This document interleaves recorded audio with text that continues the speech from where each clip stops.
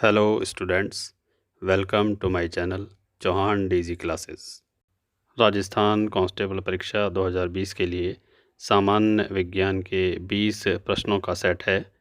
आजकल प्रतियोगी परीक्षाओं में विज्ञान का वेटेज बढ़ गया है और राजस्थान की कांस्टेबल परीक्षा में विज्ञान से संबंधित प्रश्न आते हैं, इसीलिए हम इस सेट को लेके आए हैं। यह आगामी परीक्षाओं जैसे पटवारी, आरएएस, एसएससी आदि के लिए भी उपयोगी होगा। यह सामान्य विज्ञान का प्रथम भाग है। दूसरा भाग इसके बाद शीघ्र ही लेके आएंगे। तो चलिए प्रश्नों को शुरू करते हैं।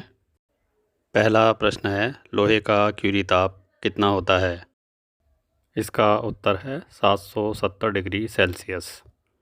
क्यूरी ताप वह होता है जिस पर कोई पदार्थ या तत्व अपना चुंबक का गुण खो देता है। यदि लोहे को 770 डिग्री सेल्सियस तक गर्म किया जाए तो इसका चुंबकत्व का गुण समाप्त हो जाता है। यह अनुचुंबकीय हो जाता है, अर्थात इसका तापमान कम कर दिया जाए तो इसमें पुनः चुंबक का गुण आ जाता है। दिए गए ऑप्शंस पर विचार करें तो 100 डिग्री सेल्सियस कोबाल्ट का क्यूरी ताप है। दूसरा प्रश्न है, ABCD 4 गेंदें हैं जिनका द्रव्यमान क्रमशः 5, 10, 15 और 20 किलोग्राम है। इसमें किस गेंद के लिए कार्य की ऊर्जा सर्वाधिक है? इसका उत्तर है 1, डी गेंद की ऊर्जा सर्वाधिक होगी। इस प्रश्न को ध्यान से देखें तो यह प्रश्न स्थितिज ऊर्जा का प्रश्न है। इसमें mgh का सूत्र लगेगा। प्रश्न के समाधान में दिखाया गया है कि g और h का मान स्थिर रहने पर यदि द्रव्यमान को बढ़ाया जाए तो जैसे जैसे द्रव्यमान बढ़ेगा कार्य की ऊर्जा भी बढ़ेगी। g को गुरुत्वीय त्वरण माना जाता है जो सदैव स्थिर रहता है और यह 9.8 मीटर स्क्वायर होता है। किसी किसी किताब में 10 भी दे दिया जाता है। यदि गुरुत्वीय त्वरण नहीं दिया जाए तो 9.8 मीटर स्क्वायर से ही सवाल को निकालना चाहिए। प्रश्न से स्पष्ट है कि डी गेंद का द्रव्यमान 20 किलोग्राम है, जिस कारण उसकी कार्य की ऊर्जा सर्वाधिक है। डी गेंद की ऊर्जा सर्वाधिक 1960 जूल है, जो सभी गेंदों से अधिक है। यहाँ जूल कार्य का मात्रक कहलाता है और मीटर सेकंड स्क्वायर त्वरण का मात्रक है। वीडियो को पॉज करके अच्छे से कैलकुलेशन आप देख सकते हैं। तीसरा प्रश्न है, शुद्ध पदार्थ है। निम्नलिखित तत्वों में से या पदार्थों में से शुद्ध पदार्थ छांटना है। इसका उत्तर है सल्फ्यूरिक अम्ल। इसे H2SO4 भी कहते हैं। यह शुद्ध इसलिए है क्योंकि इसकी गिनती यौगिकों में होती है। यौगिक एक निश्चित अनुपात में बनाए गए पदार्थ हैं जिन्हें किसी भौतिक क्रिया से अलग नहीं किया जा सकता। चित्र में दिए गए पदार्थों पर चर्चा कर लेते हैं। सबसे पहले वायु दिखाई हुई है। वायु मिश्रण है क्योंकि इसमें नाइट्रोजन, ऑक्सीजन, ओजोन आदि का मिश्रण होता है। दूध में प्रोटीन, कैल्शियम, खनिज और पानी का मिश्रण पाया जाता है, इसीलिए इसे भी शुद्ध नहीं माना जाता है। नमक और पानी के घोल में भी नमक और पानी दो अलग अलग तत्व हैं। यहाँ शुद्ध पदार्थ से मतलब अशुद्धि से नहीं है बल्कि तत्व से है। तत्व उसे कहते हैं जिसमें 100% उसी के गुण पाए जाते हैं। जैसे सोना है तो सोने में 100% सोने के ही अणु होंगे और किसी के अणु नहीं होंगे। इसी प्रकार सल्फ्यूरिक अम्ल में निश्चित अनुपात में हाइड्रोजन, सल्फर और ऑक्सीजन के तत्व होंगे, जो एक यौगिक है। यौगिक को भी शुद्ध पदार्थ माना जाता है। चौथा प्रश्न है, हाल ही में जयपुर के चिकित्सकों वीरेंद्र सिंह और आशीष मालपानी ने निंटाडेनेब दवाई बनाई है जो 10 दवाइयों में 8वां स्थान रखती है। यह दवाई किस रोग से संबंधित है? इसका उत्तर है श्वसन रोग। इसे इडियोपैथिक पल्मोनरी फाइब्रोसिस के नाम से जानते हैं। इस रोग में फेफड़ों के ऊतक सख्त हो जाते हैं, उनका लचीलापन समाप्त हो जाता है और श्वसन में कठिनाई होती है। जिससे रोगी की मृत्यु भी हो सकती है। यह रोग प्रदूषण के कारण या दूषित पदार्थों के सेवन से होता है। यहाँ रोगों के बारे में स्पष्टीकरण दिया हुआ है। पहले नंबर पे एड्स बताया हुआ है, जो एमिनो डेफिशिएंसी सिंड्रोम के नाम से जानते हैं। इसका वायरस HIV वायरस होता है। इसे लेंटी वायरस भी कहते हैं। फील पाँव को हाथी पाँव के नाम से भी जानते हैं, जिसमें पैरों में सूजन आ जाती है। इसे मेडिकल लैंग्वेज में लिम्फोसिस फाइब्रोसिस के नाम से जानते हैं। इस रोग का कारण एक परजीवी है, जिसे वुचेरिया विनक्रॉफ्टी के नाम से जानते हैं। यह दूषित जल में उत्पन्न होता है, इसलिए दूषित जल से ये जल्दी फैलता है। इसलिए स्वच्छ पानी का प्रयोग करना चाहिए। दाईं तरफ एडीज इजिप्टी मच्छर दिखाया गया है, जो चिकनगुनिया का वाहक है। यह अफ्रीका में उत्पन्न बीमारी है, जो अब संपूर्ण विश्व को प्रभावित कर रही है। पांचवा प्रश्न है, जुलाई 2020 में नासा ने मंगल ग्रह के अध्ययन के लिए कौन सा उपग्रह छोड़ा है? इसका उत्तर है परसेवरेंस। यह मंगल ग्रह की सतह पर उतरकर उसकी मिट्टी और वातावरण का अध्ययन करेगा और यह भी खोजेगा कि वहाँ पर जीवन की कितनी संभावनाएं हैं। इसे 30 जुलाई 2020 को एटलस 5 रॉकेट के द्वारा अंतरिक्ष में छोड़ा गया था। ऑप्शन में पायनियर 10 उपग्रह दिया गया है। यह अमेरिका के द्वारा पहला उपग्रह था जो बृहस्पति के अध्ययन के लिए 1973 में छोड़ा गया था। क्यूरियोसिटी उपग्रह 2011 में मंगल ग्रह के लिए छोड़ा गया था। अमेजोनिया ब्राज़ील का उपग्रह है, जो नासा के साथ मिलकर के 2021 में छोड़ा जाएगा। छठा प्रश्न है, पॉलीएक्रिलोनाइट्रिल किसका बहुलक है? यह ऑर्लॉन का बहुलक है। इसे एसीटोनाइट्राइल भी कहते हैं। इसका मूलक सूत्र है C2H3N। इसमें कार्बन, हाइड्रोजन और नाइट्रोजन के मॉलिक्यूल्स होते हैं। इसे शॉर्ट फॉर्म में PAN भी कहा जाता है। यह रुई के समान होता है। इसके तकिए, गद्दे आदि बनाए जाते हैं। इसके अन्य ऑप्शन देख लेते हैं। डेक्रोन टेरिफ्थैलिक अम्ल और एथिलीन ग्लाइकॉल को मिलाकर बनाया जाता है। टेरिकॉट कृत्रिम और प्राकृतिक रेशे से मिलाकर बनाया जाता है, जबकि नियोप्रिन कृत्रिम रबड़ है।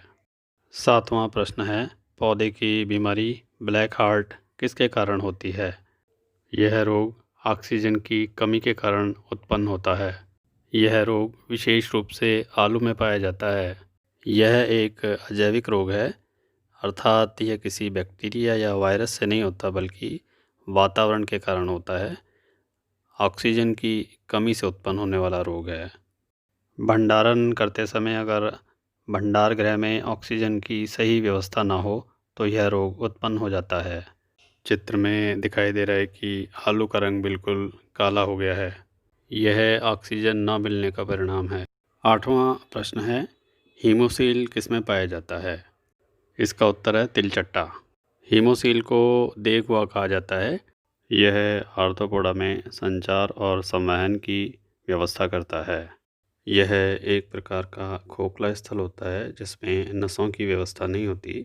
इसमें हीमोलिम्फ द्रव भरा होता है, जिसके माध्यम से ही पदार्थों का आदान प्रदान इस प्रकार के जंतुओं में किया जाता है। इस वर्ग में मकड़ी, मच्छर, बिच्छू, केकड़े आदि आते हैं। यह सबसे बड़ा जंतु जगत का वर्गीकरण है। इसे आर्थ्रोपोडा वर्ग के नाम से जानते हैं। अन्य ऑप्शंस पर विचार कर लेते हैं। मेंढक एम्फीबिया वर्ग का है। तारा मछली इकाइनोडर्मेटा की वर्ग की है।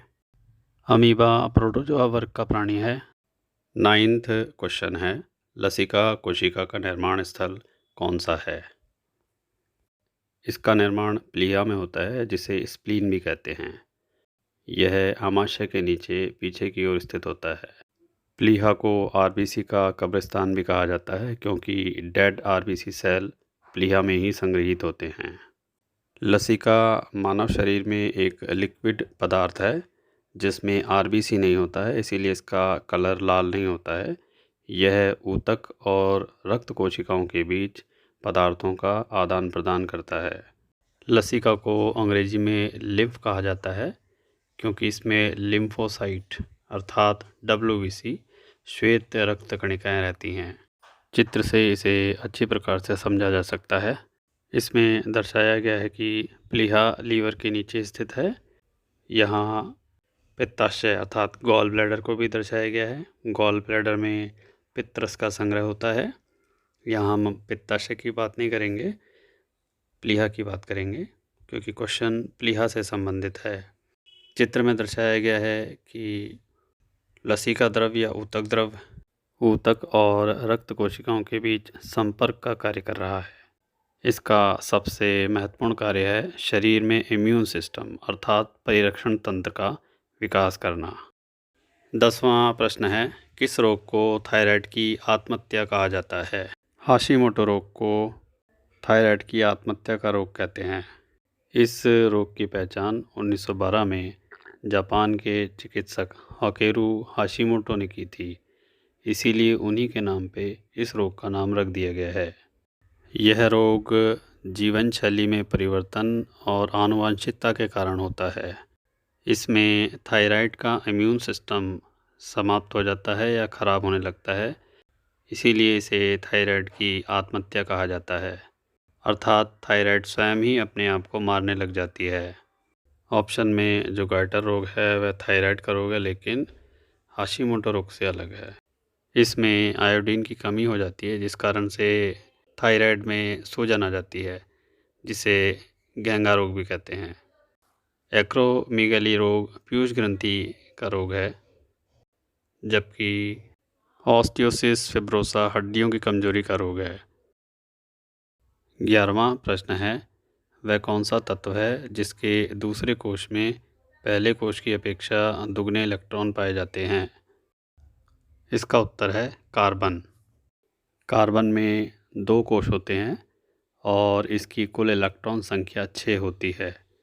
यह आवर्त सारणी के 14वें वर्ग और दूसरे आवर्त का तत्व है। कार्बन ऐसा तत्व है जिसमें कैटिनेशन अर्थात श्रृंखला बनाने का गुण है, इसीलिए इस तत्व के अनेक बहुलक बनाए जाते हैं।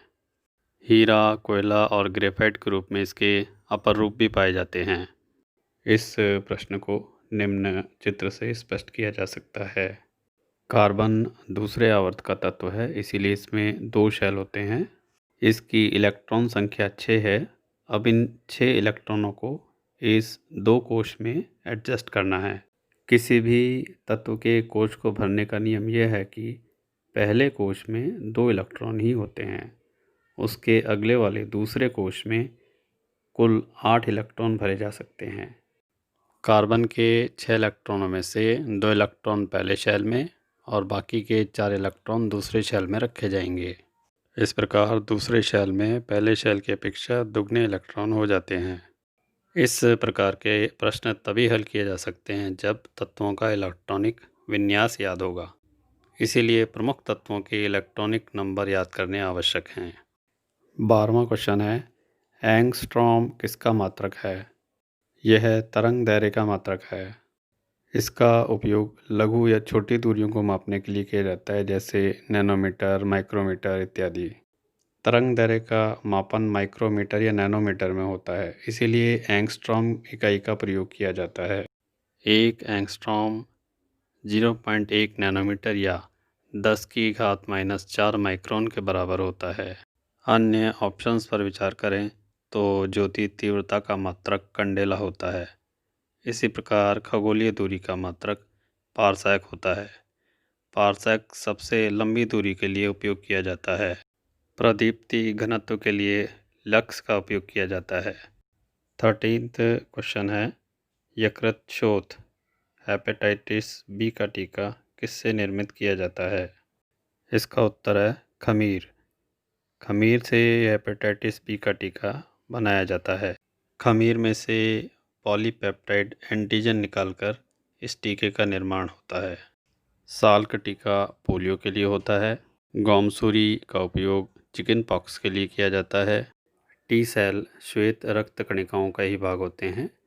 ये शरीर को रोगाणुओं से मुक्ति प्रदान करते हैं और बाहरी हमलों से बचाने का कार्य करते हैं। वर्तमान समय में कोविड संकट से निपटने के लिए टी सेल पर प्रयोग चल रहे हैं। टी सेल थाइमस ग्रंथि में संग्रहित हो जाते हैं। 14th क्वेश्चन है, निम्न में से कौन सी क्रिया अपचायक है? अपचायक क्रिया वह है जिसमें हाइड्रोजन की वृद्धि होती है, ऑक्सीजन की कमी होती है और ऋण विद्युतीय तत्व की भी कमी होती है।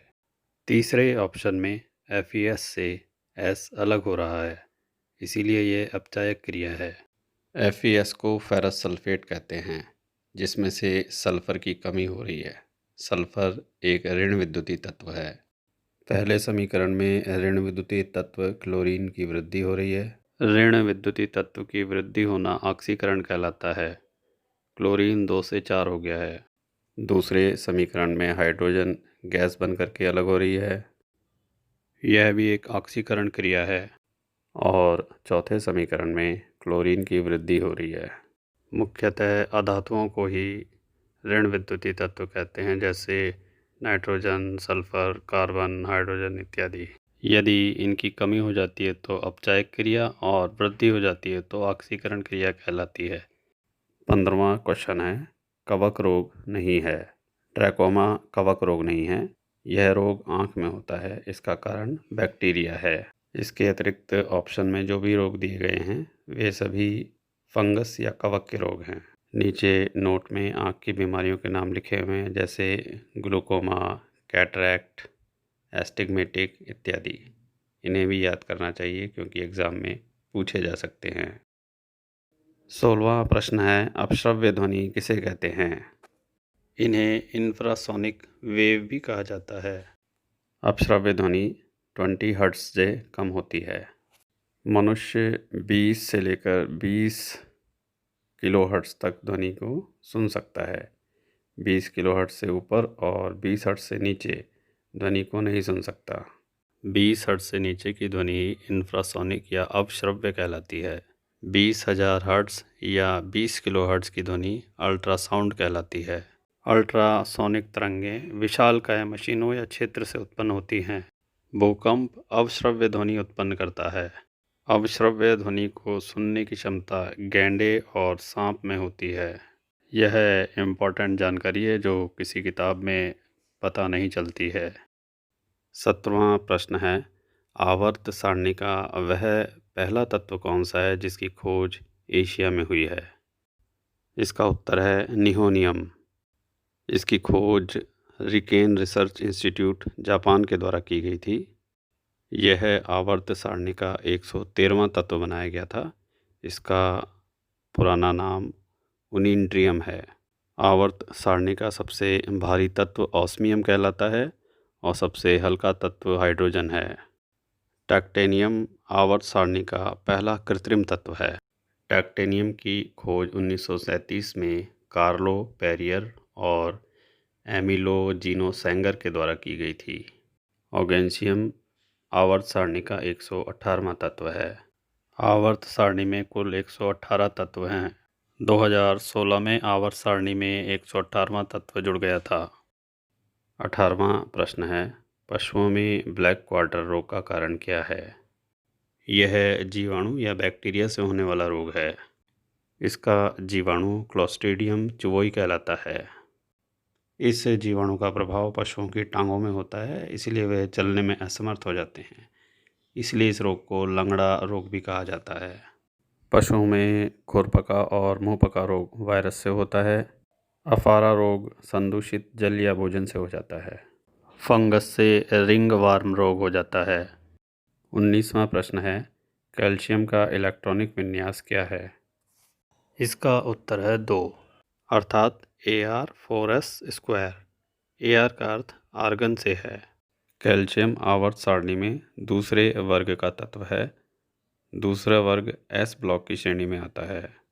यह चौथे नंबर का S है, इसीलिए S के आगे 4 लिखा हुआ है। कैल्शियम का परमाणु क्रमांक 20 है। इस परमाणु क्रमांक को ही एडजस्ट करना पड़ता है। पहले वाले ऑप्शन में लिथियम का, तीसरे में क्लोरीन का और चौथे में आर्गन गैस का इलेक्ट्रॉनिक विन्यास है। इसे निम्नलिखित सारणी से समझा जा सकता है। दाईं साइड में दिखाई दे रहा है कि आर्गन 18वें वर्ग में आता है और उसका परमाणु क्रमांक 18 है। इसे शॉर्टकट में लिखने के लिए पहले आर्गन लिखेंगे। आर्गन लिखने का मतलब होता है 18। इसके बाद S लिखेंगे क्योंकि कैल्शियम S वर्ग का तत्व है और उसके ऊपर 2 लगा देंगे। 18 + 2 20 हो जाएंगे। यही कैल्शियम का इलेक्ट्रॉनिक विन्यास होगा। यदि 18वें वर्ग के तत्वों के परमाणु क्रमांक याद कर लिए जाएं, तो उसके बाद अन्य तत्वों का परमाणु विन्यास लिखना सरल हो जाता है। 20वां और इस सीरीज का लास्ट प्रश्न है, परमाणु का क्वांटम सिद्धांत किसने दिया है? यह सिद्धांत मैक्स प्लैंक के द्वारा दिया गया है। इस सिद्धांत में उन्होंने बताया कि ऊर्जा सतत नहीं बल्कि पैकेटों के रूप में निकलती है, जिसे क्वांटा कहते हैं। इसीलिए उनके सिद्धांत का नाम क्वांटम थ्योरी पड़ा है। इसी कार्य के लिए उन्हें 1918 में नोबेल पुरस्कार दिया गया था। यह सामान्य विज्ञान की सीरीज़ थी जिसमें 20 प्रश्नों को चुना गया था जो आपकी आगामी परीक्षाओं के लिए उपयोगी होंगे। सामान्य विज्ञान की दूसरी सीरीज शीघ्र ही लाएंगे। अन्य प्रश्नों या सूचनाओं की जानकारी के लिए आप कमेंट बॉक्स में लिख सकते हैं। बेल आइकन को अवश्य प्रेस करें ताकि नई वीडियो का नोटिफिकेशन शीघ्र मिल सके। वीडियो देखने के लिए धन्यवाद।